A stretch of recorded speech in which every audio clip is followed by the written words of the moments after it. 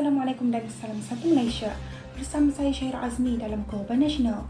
Secara amnya, globalisasi dapat ditakrifkan sebagai satu proses pemanfaatan masa dan ruang dalam setiap hubungan sosial.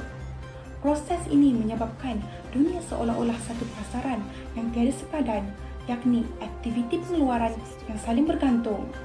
Masyarakat menggunakan barangan yang sama dan bertindak balas pada satu rangsangan yang serupa. Namun, terdapat perbezaan pendapat daripada cendekiawan Barat mengenai globalisasi, iaitu proses kehidupan yang seberluas dan infiniti merangkumi segala aspek kehidupan. Terdapat 4 elemen utama yang boleh dihubungkaitkan dengan globalisasi. Antaranya adalah komunikasi dan keselamatan cyber, pengangkutan antarabangsa, syarikat multinasional dan juga kebudayaan. Untuk mendapatkan info yang lebih lanjut, mari kita saksikan video klip yang telah disediakan. Silakan.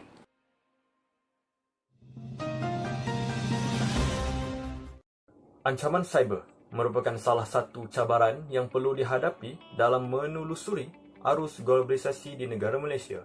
Pendekatan yang sesuai untuk diambil adalah menerusi perancangan kerajaan. Yang pertama, Strategi Keselamatan Cyber Malaysia MCSS tahun 2020 hingga 2024 dengan peruntukan sebanyak 1.8 bilion ringgit mengandungi 12 strategi, 35 tindakan dan 113 program bagi mengawal keselamatan cyber Malaysia dengan kerjasama Kementerian Komunikasi dan Multimedia KKMM dan Agensi Keselamatan Cyber Negara.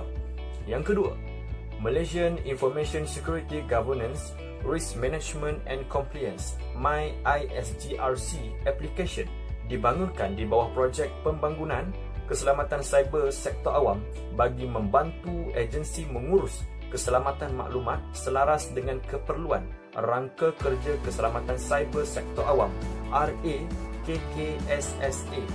3 elemen difokuskan, iaitu yang pertama, tadbir urus, pengurusan risiko, dan yang ketiga iaitu pemantauan. Kedua, melibatkan perisian yang digunakan kerajaan, iaitu diperlukan untuk privasi cyber kerajaan, perniagaan dan individu. Melindungi jaringan atau network sistem aplikasi dari serangan cyber bertujuan untuk mengelakkan akses data yang tidak sah, serangan cyber dan pencurian identiti. Antara perisian yang digunakan iaitu pertama, SolarWinds Security Event Manager, yang kedua, Intruders, yang ketiga, Bitdefender, yang keempat, Wireshark dan yang kelima, CIS. Walau bagaimanapun, perisian ini digunakan secara rawak dan tidak diberitahu secara tepat agensi yang menggunakannya bagi institusi kerajaan.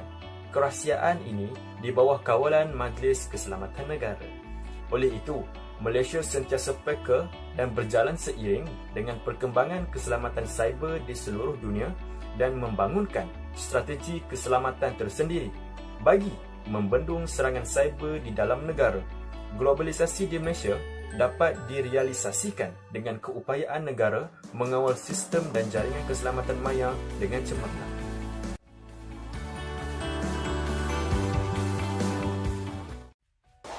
Antara elemen yang dapat dikaitkan dengan globalisasi ialah pengangkutan bertaraf antarabangsa. Yang pertama ialah industri penerbangan.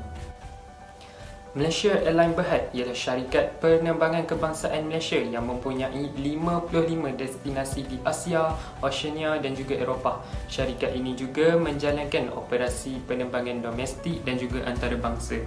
Hub utamanya ialah lapangan terbang antarabangsa Kuala Lumpur, manakala lapangan terbang antarabangsa Kota Kinabalu dan juga lapangan terbang antarabangsa Kuching dijadikan sebagai hub kedua mereka.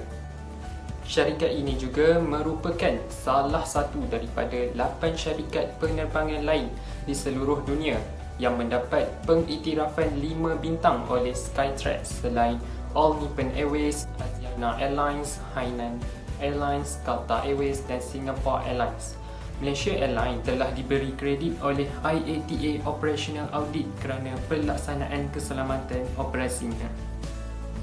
Selain itu, di Malaysia juga terdapat 3 perkhidmatan rel utama negara transit aliran masa. transit aliran ringan dan monorail yang menerima pengiktirafan memiliki kualiti berkelas dunia. Pengiktirafan daripada SIRIM QAS International menerusi sijil sistem pengurusan kualiti ISO 9001:2015 menjadi kelebihan buat syarikat ini, termasuk prasarana Malaysia berhad sebagai penyelia perkhidmatan berkelas dunia.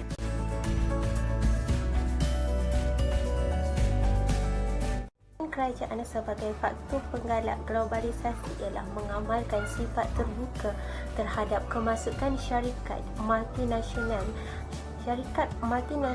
ataupun Multinational Corporation MNC, iaitu sebuah syarikat yang beroperasi di negara sendiri dan negara lain di seluruh dunia, seperti contoh HSBC, Bank of China dan sebagainya. Malaysia merupakan ekonomi yang ketiga terbesar di Asia Tenggara dan kini muncul selaku ekonomi kelas pertengahan. Malaysia dipilih kerana kedudukannya yang strategik dan di tengah-tengahnya ia merupakan Asia Tenggara, apatah lagi menjadi negara tetangga yang berdekatan dengan Singapura, salah satu hub perniagaan yang paling dinamis di rantau ini. Seterusnya, Bank Dunia meletakkan kedudukan Malaysia sebagai negara ke-6 yang paling mesra perniagaan di dunia. Menurut laporannya pada 2014, Malaysia telah mengatasi negara-negara seperti Australia dan United Kingdom untuk berada di kedudukannya.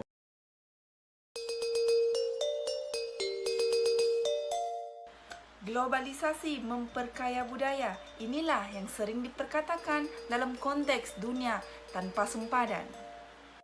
Tanpa kita sedari, globalisasi telah menyentuh aspek kehidupan manusia dalam pelbagai bidang, tidak terkecuali budaya dan identiti di Malaysia. Dan kini, penyebaran budaya tidak lagi berlaku melalui migrasi, namun ia berlaku dengan lebih cepat, iaitu menggunakan media sosial dan media massa. Inilah yang berlaku di Malaysia, westernisasi yang berasal daripada negara barat dan Korean Wave yang berasal daripada Korea yang menjadi salah satu produk globalisasi di Malaysia. Dua jenis budaya ini telah mempengaruhi muzik, makanan, teknologi, drama TV, malahan fashion telah diikuti oleh rakyat Malaysia pada masa sekarang. Oleh kerana itu, diyakini bahawa globalisasi dapat menimbulkan homogenisasi, iaitu penyatuan budaya, sekaligus dapat mencapai standard budaya secara global. Sudah terang dan nyata bahawa dunia tanpa sepadan dapat memberi impak yang positif kepada sesebuah negara. Antara salah satunya adalah dapat mempertingkatkan ekonomi negara. Dengan adanya kemajuan telekomunikasi, maklumat ekonomi boleh diikuti sepenuhnya oleh semua pihak. Peniaga boleh menghubungi seluruh dunia dengan menggunakan sidang video, internet dan juga email. Globalisasi akan mewujudkan pelaburan yang dapat memajukan ekonomi negara melalui nilai mata wang. Sebagai contoh, urus niaga e-dagang dan e-perbankan boleh diakses dengan lebih cepat dan mudah.